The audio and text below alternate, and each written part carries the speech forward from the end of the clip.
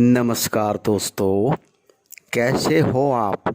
आशा करते हैं माता काली शमशान काली की कृपा से आप सब लोग बिल्कुल ठीक होंगे। जय मरी, जय मशाणी, जय शमशान काली, जय सतगुरु श्री माली जी की जय।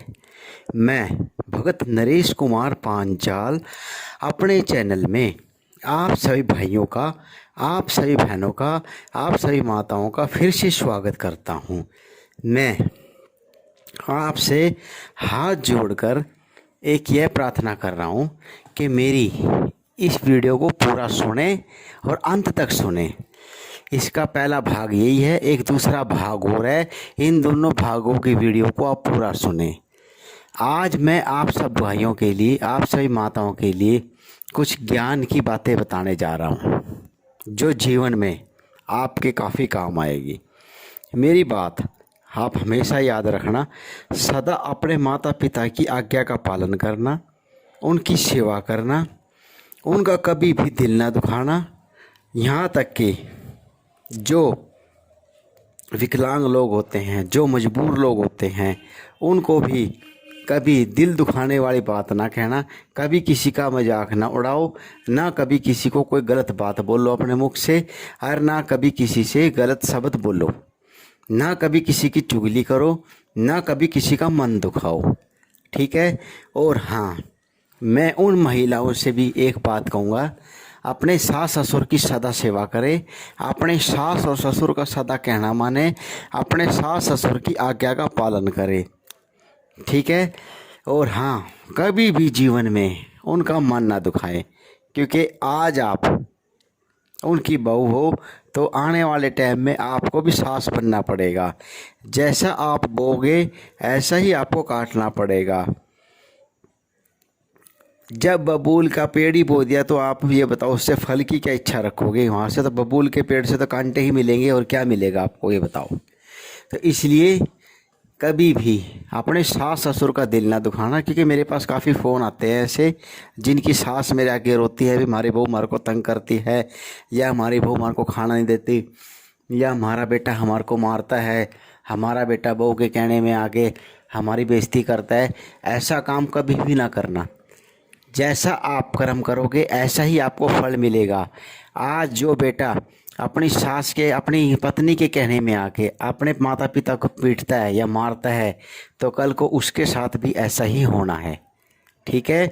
कभी भी अपने माता पिता का दिल ना दिखाओ, अपने माता पिता की खूब सेवा करो, अपने माता पिता की आज्ञा का पालन करो। और हाँ, एक बात और कहूँगा मैं, जो लोग अपने गुरु की आज्ञा का पालन करते हैं वो जीवन में सदा सुखी रहते हैं, उनको कभी भी जीवन में दुख नहीं मिलता। जो लोग अपने गुरु की हर आज्ञा का पालन करते हैं, जो लोग पीठ पीछे अपने गुरु को गालियां देते हैं, या अपने गुरु की चुगली करते हैं, या अपने गुरु का तिरस्कार करते हैं, उनको जीवन में कभी तरक्की नहीं मिलती, कभी बढ़ोतरी नहीं मिलती, ना वो कभी जीवन में आगे बढ़ते, और ना जीवन में कभी उनको सुख मिलेगा।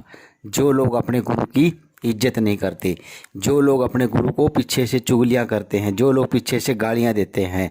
और हाँ, मैं उन लोगों को भी एक बात कहूँगा, जो लोग एक गुरु पर कभी निर्भर नहीं रहते, वो सोचते हैं शायद इस गुरु से हमारे को कुछ नहीं मिलेगा, उस गुरु के पास जाओ, हमारे को इसके पास आते 3 महीने हो गए, या 4 महीने हो गए, या 5 महीने हो गए, या साल हो गए, यहाँ कुछ प्राप्त नहीं हुआ, दूसरे गुरु के पास जाओ। अरे गुरु की मेहर का कुछ पता नहीं भाई, तुम्हारे पर क्या मेहर हो जाए, कब मेहर हो जाए। इसलिए सदा अपने गुरु की आज्ञा का पालन करें और सदा अपने गुरु के कहना माने। और हाँ, एक बात और मैं कहूँगा उन लोगों के लिए, मुझे उन लोगों के ऊपर बिल्कुल गुस्सा नहीं आ रहा, बल्कि और उल्टा मैं उनके ऊपर तरस ही कर रहा हूँ कि अरे भाई, तुम लोग दूसरे का ग्रुप हैंग करके क्या हासिल करोगे, ये बताओ। अगर तुम लोगों को आगे बढ़ना है तो इस काबिल बनो ना कि तुम्हारे को किसी की चोरी ना करनी पड़े, तुम अपनी मेहनत से, लगन से आगे बढ़ जाओ। क्योंकि ऐसे क्या फ़ायदा, तुम एक दूसरे का ग्रुप हैंग करके उनके बंदों को आप पटा रहे हो या उनके बंदों को लालच दे रहे हो, हमारे पास आओ, हम आपको गुरु का ज्ञान देंगे, हम आपको फ्री साधना सिखाएंगे, हम आपको फ्री ज्ञान देंगे। इससे करने से कुछ लाभ नहीं होगा। मुझे आप लोगों के ऊपर गुस्सा नहीं आ रहा, बल्कि उल्टा तरस आ रहा है कि आप अपने ऐसे नीच कर्म कर रहे हो। इन नीच कर्मों से कभी भी आप ऊपर नहीं चढ़ पाओगे, बल्कि उस ऊपर वाले की नज़रों में गिरोगे ही जिनका तुम नाम लेते हो।